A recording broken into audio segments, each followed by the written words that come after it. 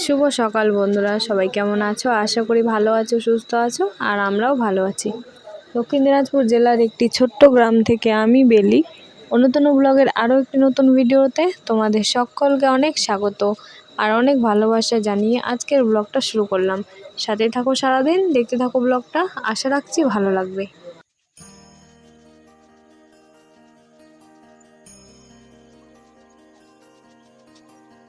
আজকে আমি তোমাদের বলবো যে সকাল থেকে আমি কিভাবে কাজ করে, মানে রুটিন মাফিক কাজ করে সমস্ত কাজ একা হাতে গুছিয়ে নিই। তো চলো শুরু করা যাক।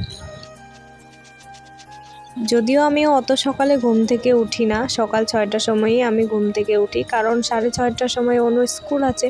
তো 6টার সময় ঘুম থেকে উঠে অনুকে স্কুলে রেডি করে দিয়ে আমি কিন্তু অনুকে স্কুলে পাঠিয়ে দিয়েছি। আর তারপরে আমি সমস্ত ঘর বারান্দাগুলো ঝাড় দিইনি, সরি, এটা ভুল বললাম। সকালে উঠে আগে আমি ফুলগুলো কুড়িয়ে নিয়েছি, শিউলি ফুলগুলো, আর তারপরে ঝাড় দিয়ে নিলাম। আর তনু কিন্তু ঘুম থেকে উঠে গেছে, তো তনু ঘুম থেকে উঠে গেছে, ওকে বারান্দার মধ্যে চট বিছিয়ে বসিয়ে দিয়েছি। আর তারপরে ঝাড়টা দিয়ে তারপরে এই যে ঠাকুরতলা আর দরজার সামনেটা লেপে দিলাম। প্রতিটা দিন কিন্তু আমি এভাবেই কাজ করি, এভাবে করতেই আমাকে ভালো লাগে।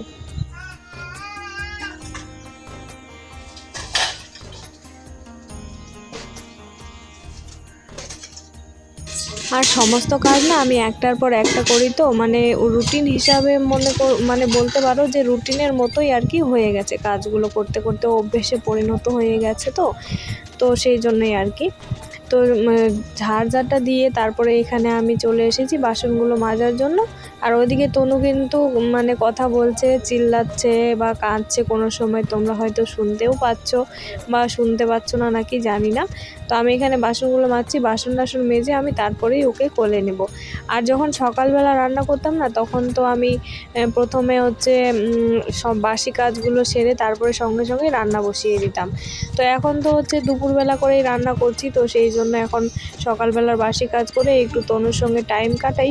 আর তারপরে তনুকে কিছু খাইয়ে দিই, তনুকে খাইয়ে দিয়ে টিয়ে তারপরে আমি মানে ঘর দরগুলো আর কি ঝাড় দেই, বিছানা গোছাই। সকালবেলা ঘুম থেকে উঠে যে বিছানা গোছাবো সেরকমটা কিন্তু আমি করি না, কারণ কি বলো তো, বিছানার ওপর আমাদের কত জিনিস থাকে বলো তো, ওগুলো তুলতেই কিন্তু অনেক টাইমটা লেগে যায়।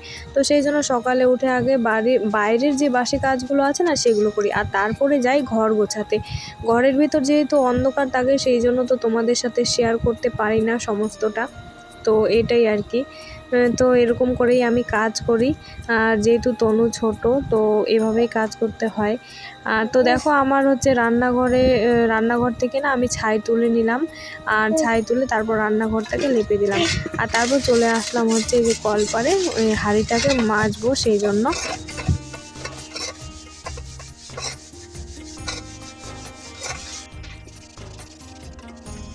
আর কালি বাসন না জানো তো একদমই ভালো লাগে না, সেই জন্য হাঁড়িটাকে না আমি প্রতিটা দিন মাজি। তো তোমাদের সাথে শেয়ার করা হয় না, প্রত্যেক দিন হাঁড়িটা মেজে একদম পরিষ্কার করে তারপরেই রান্নাটা আমি বসাই।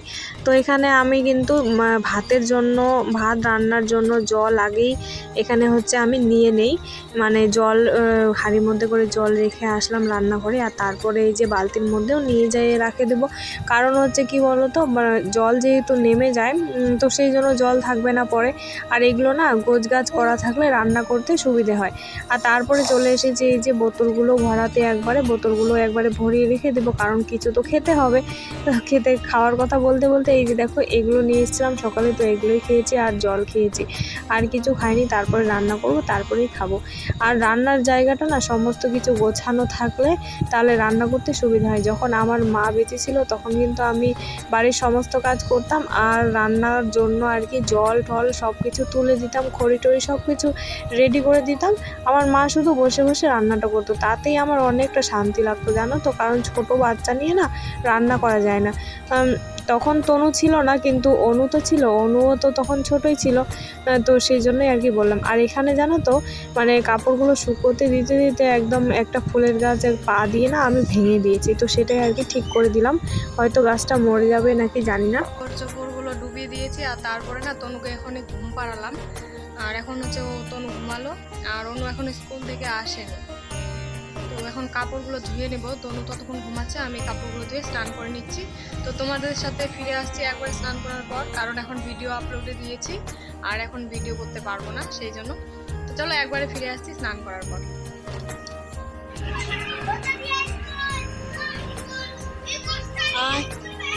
বন্ধ স্কুল, বন্ধ হয়েছে।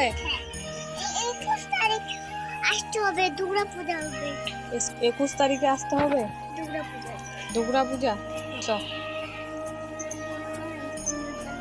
খাবার আনছিস? বনু ঘুমাইছে, ঘরে যাবি না এখন? হ্যাঁ,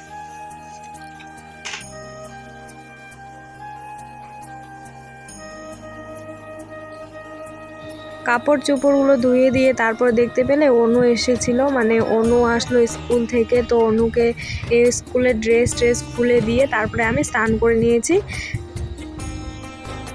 এই দেখো বুড়ি মানুষটাকে শুয়ে আছে মাটির মধ্যে, উঠে গেছে একদম।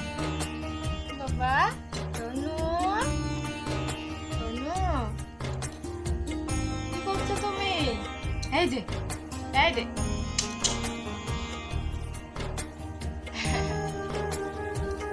মাটির মধ্যে শুয়ে পড়েছে, বসিয়ে রাখছিলাম, শুয়ে পড়ছে তুমি।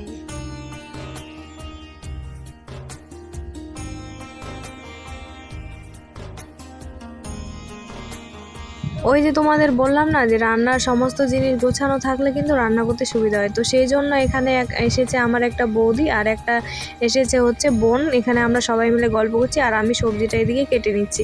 ওদেরকে তো আমি ক্যামেরায় তোমাদেরকে দেখালাম না, তো ওরা কিন্তু পাশেই বসেছিল। আর এই যে দেখতে পাচ্ছ চাল কুমড়োটা, এটাও কিন্তু আমার কাকিমারাই দিয়েছে, মানে চাল কুমড়া বলা ভুল হবে, মানে অর্ধেক চাল কুমড়া আর কি। তো এটা দিয়েছিল, তো আজকে এটাই রান্না করব, কারণ যেহেতু বাজার নেই। আর দেখতে পাচ্ছ একটা বেগুন, মানে অনু বেগুন ভাজা খেতে ভালোবাসে, তো সেই জন্য আমার কাকিমারাই, মানে আমার কাকিমার শাশুড়ি আমার দিদা দিয়েছে বেগুনটা অনুকে হচ্ছে ভেজে দেওয়ার জন্য। তো এগুলোই আজকে রান্না করব। আর কেউ করব হচ্ছে আলু সেদ্ধ। তো এগুলো দিয়েই আর কি খেতে হবে আমাদেরকে, কি করব বলো, সবজি বাজার তো নেই। দেখা যাক, মঙ্গলবার দিন হাটে যেতে যাচ্ছি, যদি টাকা পয়সা হয় তাহলে যাব, না হলে যাব না। এগুলো দিয়ে আর কি খেতে হবে। আর হচ্ছে আলু আছে হচ্ছে 2টা, তো একটা আলু রেখে দেবো আর আরেকটা আলু আর কি অর্ধেক রেখে দেবো, মানে 1.5টার মতন আলু রেখে দেবো কালকের জন্য। এইভাবে করেই খেতে হবে, কিছু করার নেই। তো যাই হোক, তারপরে আমি এখানে রান্না বসিয়ে দিয়েছি। রান্নার জন্য ভাত আগে আজকে করিনি, আজকে প্রথমে আমি চাল কুমড়োটাকে ভাপাতে দিয়েছি। তো এটা আগে আমি প্রথমে ভাপ দিয়ে নিব আর তারপরেই আর কি রান্নাটা করব। তো চলো বন্ধুরা, আমি রান্না করতে থাকি, তোমরা আমার ভিডিওটা দেখতে থাকো।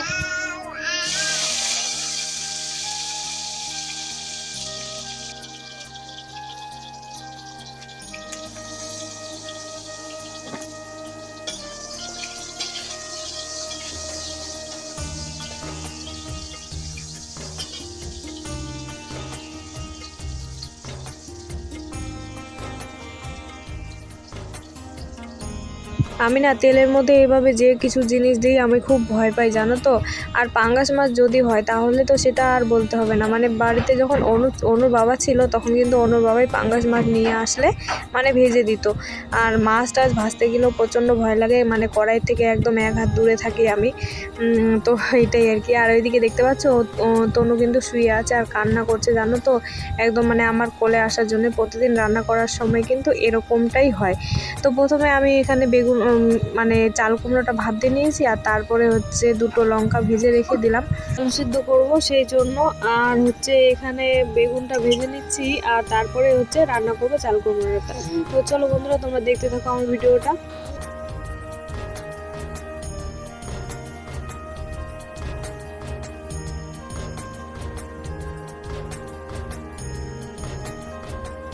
তারপরে এখানে রান্না বান্না শেষ করে আমি চলে গিয়েছিলাম, মানে একটা পার্সেল এসেছিলো, তো পার্সেলটা আনতে গেছিলাম। এটা আর কি অনুর জামা আছে এখানে, আর হচ্ছে অনুর একটা মালা অর্ডার করছিলাম, তো সেটাই আছে। কারণ কি বলো তো, আমার কাছে তো অত টাকা নেই যে ওকে ভালো জামা কিনে দেবো। তো অনলাইন থেকেই একটা আর কি কম দামের, মানে 200 টাকার মধ্যে একটা জামা অর্ডার করেছিলাম, তো সেটাই আর কি নিয়ে আসলাম।